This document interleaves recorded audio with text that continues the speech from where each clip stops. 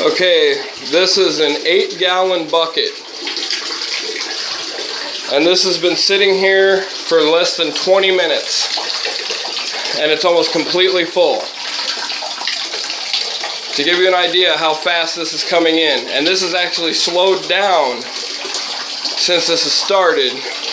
Because when this first started, it was coming out with so much force that it was projecting the stream about 1.5 feet, 2 feet away.